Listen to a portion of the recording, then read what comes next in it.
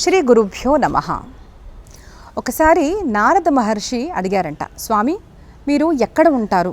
వైకుంఠంలోనూ ఉంటారు లేదా మీరు భూలోకంలో ఉంటారా? ఇన్ని లోకాలు ఉన్నాయి కదా స్వామి, మీ దర్శనం చేసుకోవాలి అంటే ఒక కరెక్ట్ స్థానం, పర్మనెంట్ అడ్రస్ ఏదన్నా ఉంటే చెప్పండి స్వామి అంటే భగవంతుడు చెప్పిన ఆన్సర్ ఇదండి. నాహం వసామి వైకుంఠే యోగినాం హృదయే రవౌ మద్భక్తా యత్ర గాయంతి తత్ర తిష్ఠామి నారద. ఎక్కడైతే నా భక్తులు నా నామస్మరణ చేసుకుంటూ, నా యొక్క నామ సంకీర్తన చేసుకుంటూ నృత్యం చేస్తారో, ఆనందిస్తారో అక్కడ నేను ఖచ్చితంగా ఉంటాను. అంతేకాని ఏదో యోగిల హృదయాల్లో లేదంటే వైకుంఠంలో కాదు. నా పర్మనెంట్ అడ్రస్ అంటే ఎక్కడైతే భక్తులు నా యొక్క పారాయణము, నామ సంకీర్తన చేస్తారో అక్కడ నేను ఉంటాను అని స్వామివారు చెప్పారు. అయితే అందరితో ఒక విన్నపం అండి. పురాణ కాలంలో మనం గనక చూస్తే చాలామంది ఎన్నో చోట్లకు వెళ్ళి పారాయణాలు చేసేవాడు. దాంట్లోనూ దేవాలయాల్లో పారాయణం చేసేవారు, ఇప్పుడు చేస్తున్నారు. కానీ ఒక దౌర్భాగ్యం ఏమిటి అంటే పారాయణం పెట్టుకున్నామండి రండి అంటే ఎక్కడ ఫంక్షన్ హాల్ తీసుకున్నారండి అని అడుగుతున్నారు. అయితే మనం ఏం చేయాలి?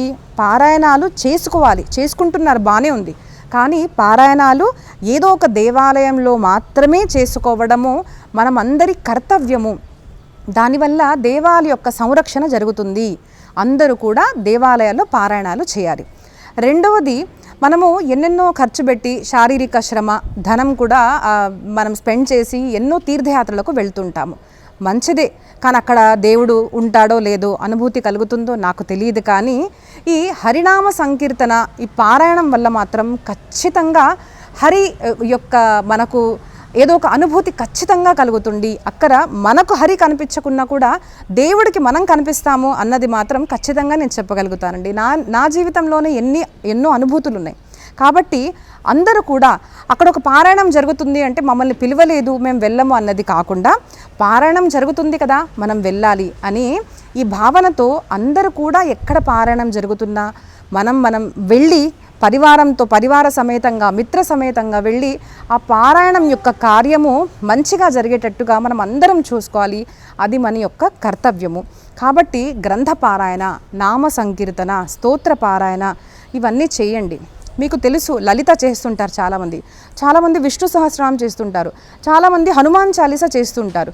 మరి ఇక్కడ నాకు తెలియదు శ్రీమద్ భాగవతం చేస్తారో లేదో, కానీ మేము ఉత్తర భారతంలో ఎన్నోసార్లు నేను కూడా శ్రీమద్ భాగవత గ్రంథ పారాయణం, రామాయణ పారాయణం కూడా చేసిన తర్వాత జీవితం అంతా మారిపోతుందండి. అన్నిటికీ కూడా ఏదో డబ్బు ఖర్చు పెట్టే అవసరం లేదు. కానీ నిష్ఠగా, శ్రద్ధతో ఈ యొక్క గ్రంథ పారాయణాలు, ఈ స్తోత్ర పారాయణాలు, నామ సంకీర్తన గనక చేస్తే మీ జీవితంలో ఎన్నో మార్పులు వస్తాయని ఖచ్చితంగా నేను చెప్తాను.